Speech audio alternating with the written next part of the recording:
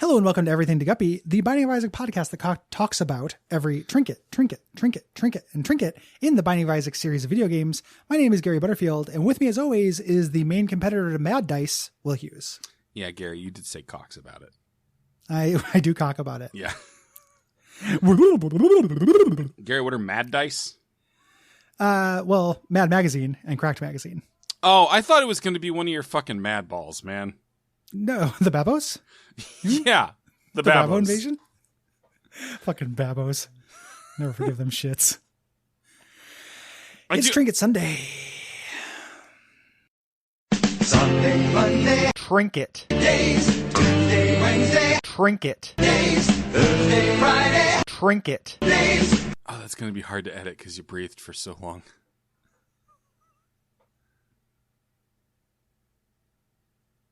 All right. There we go. Is this enough room to edit? Yeah, no, that should be good. Man, I put on a sweater before I started recording. What? Forgetting that. What? Yeah, but forgetting that I sweated. Like I was comfortable before, and then we started recording. I just immediately started sweating. Yeah, the heat of response. the heat of our chemistry is just burning bright. Ooh, will they or won't they continue to podcast? Ooh. You know, I have that monster encyclopedia that I got because I had it as a kid. Does definitely have an entry on the Mad Balls. Oh, really? Yeah. That's pretty fun. You got to learn about their culture someday. I watched the cartoon. Uh-huh. It's pretty wild. That's all. No joke or anything. No. You know what, Gary? No jokes today. Did you hold up? Oh, okay.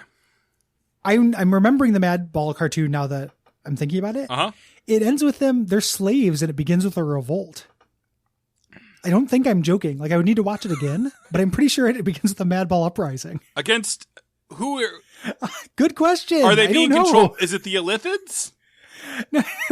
Well, those guys have been canceled for a while now. Pretty canceled.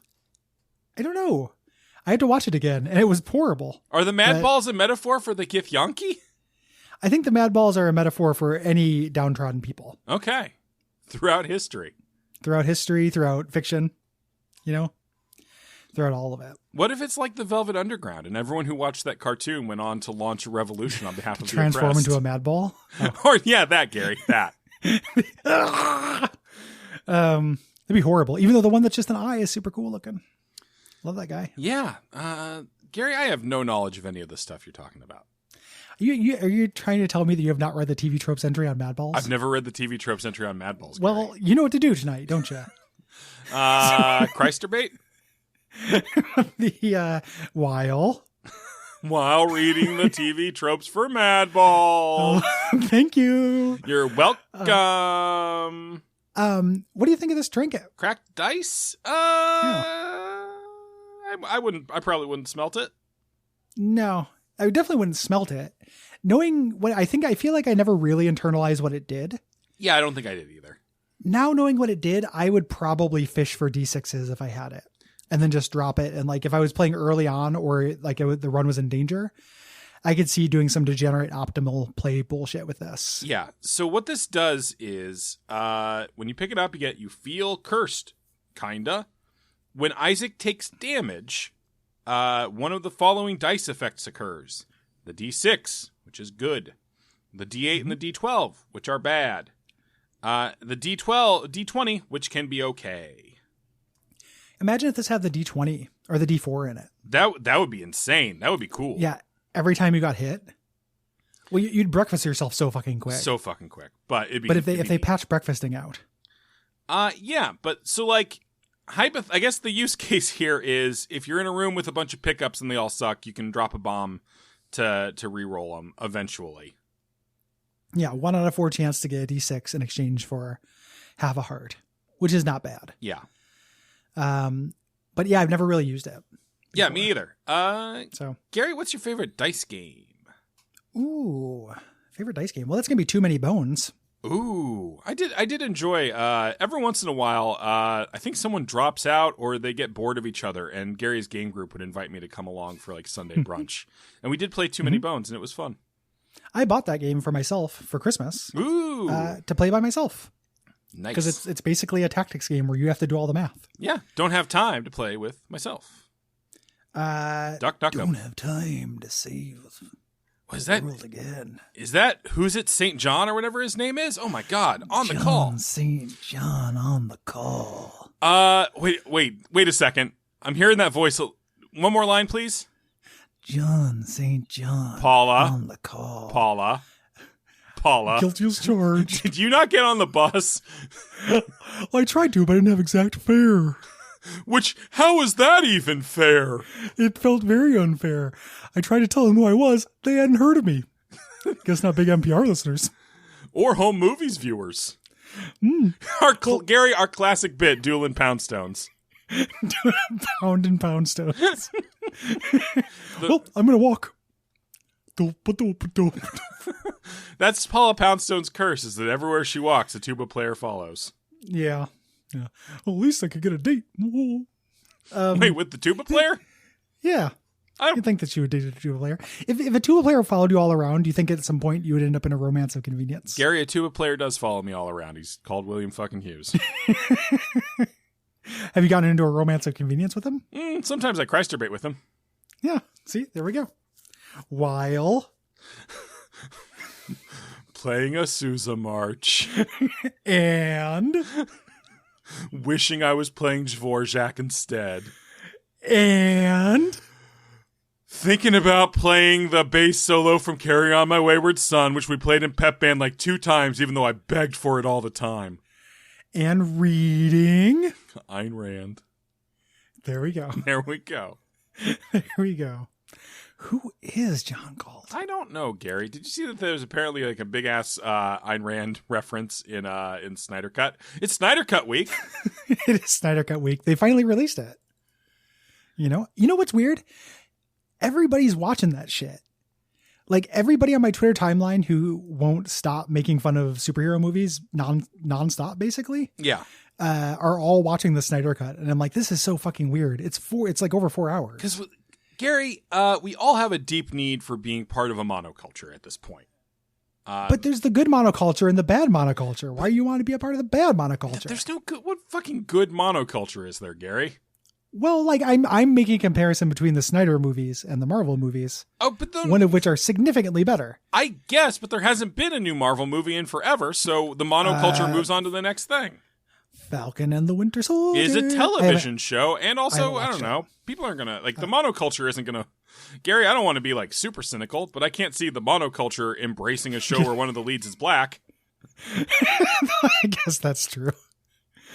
Well, that ain't how monoculture rolls. Get woke, monoculture.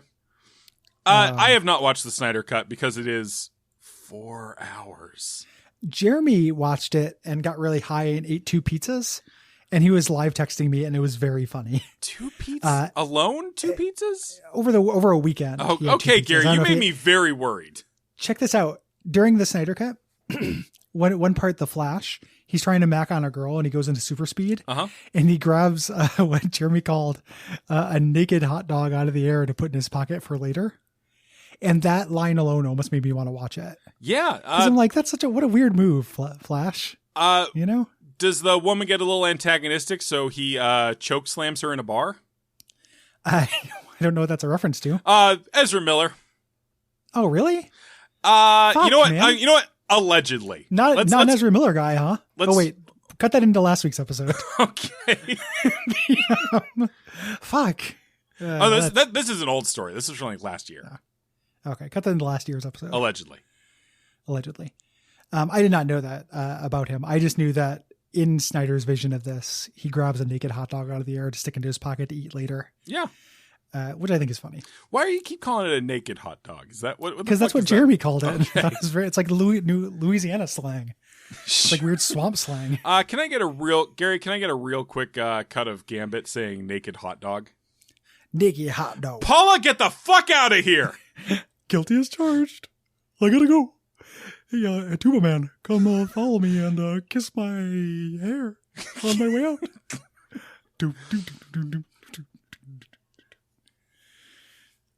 It's a rich inner life that we promote on this show. Yeah, of Paula Poundstone. I can't wait until somebody spends $25 and gets us a cameo of her bad mouthing the shit out of us. Yeah. By no means do that. Yeah, please don't. if you like this show, and you aren't Paula Paulstone, Yeah. go to patreon.com/Duckfeed.tv. If you like the show and you are Paula Poundstone, tell me what Judy Tenuta's doing. I haven't seen her in forever. And you can also leave us a rating review. Probably living off those Space Ghost Coast to Coast residuals. Like the famous amount of money you get from appearing on an episode of Space Ghost Coast to Coast. Gary, are you not aware that there were 3 straight REM albums that were financed by Michael Stipe being on Space Ghost Coast to Coast? No. Me either. Yeah. No one was aware of it. It's because it was Did a you lie see I that? just made up. Alive. Oh, she was born in Oak Park, Illinois. I've been there. Congratulations. Congratulations to her as well. You want to list some more Looks places? good for her age. She's like 64 or something. She looks good for her age. Oh, the old Paul McCartney number. Wow, zowie. Yeah, when she's 64, she'll still look surprisingly good. Gary, yeah, any other give aging me a celebrities you want to rate the appearance of? Yeah. When they did their first comeback, Debbie Harry. Okay. I don't know now, but during that first when they did that Maria song, Uh-huh. when I came back, that was looked good. Hey, dudes, you want to work in here just so it doesn't seem quite so blatant what your game is? Well, dude's aged really well, kind of regardless. Like I found a picture of Tim Curry now, and other than the fact that like his face is kind of slack from the stroke, Yeah. he still looks just like Tim Curry. Yeah. Like he looks like a sleepy or like anesthetized Tim Curry, but basically just looks like Tim Curry. Gary, I know we're at the end of the episode. At what point in his life do you think Paul Giamatti was most fuckable? And not just physical appearance. I want to take into account the whole arc of talent, celebrity, everything. Boy, that's a good question. How to be when he was like early breakthrough? Okay, so we're talking But like before he American got- Splendor-ish? I feel like his breakthroughs were earlier than that, actually. Okay. It had to be sometime before he got typecast as like an angry orb. What? No, that was like him from the beginning, though. When was Paul Giamatti not an angry orb? I don't know. I feel like there's got to be some time. I'm looking at some pictures of him. He looks a little bit younger. Okay. I'm just saying like that the moment when he could start parlaying fame into sexual access, Yeah. hashtag Game Grumps. Gross. Really gross, yeah. Hey, not into those Game Grumps? Can you cut that into last week? Yeah. Real quick? Thank you. But I'm just saying, like, the moment when his fame became like an asset is the same moment that he became well known as a sort of angry troll. Yeah. How did he look in the Truman Show? Who was he in? Paul Giamatti was not in the Truman Show. He's the control room director. Okay, you know what? You're probably right. I mean, you're wonder- in fact right. I wonder how he looked in that. Because that might be the answer. Because that's like a big enough movie that he would have, like, hey, I've been in a movie with Jim Carrey and he's at the height of his career. But he hadn't like quite aged. You know? Let's take a look. I'm typing in Truman Show Paul Giamatti. Because I think it might be like right around when Billions premiered. Okay. So relatively recently, I think. I have no idea if Paul Giamatti is married. Well, he had slightly more hair He did in the Truman Show, but he doesn't look that fuckable. Is the thing. It doesn't look. You know what? He's a good-looking man in that, I think. It's all right. It's all right. Yeah. We're going to crack this. We'll come back to this next week. Yeah, we're going to figure it out. Listeners, if you have thoughts on this, write them in a review. Yeah. Let Paul like to know what other Giamatti know people- on the street. Yeah, get us a horrible cameo. Whose have why a, are you talking review about for how this week? fuckable I am? Paul Giamatti. Our classic bit, dueling Giamattis.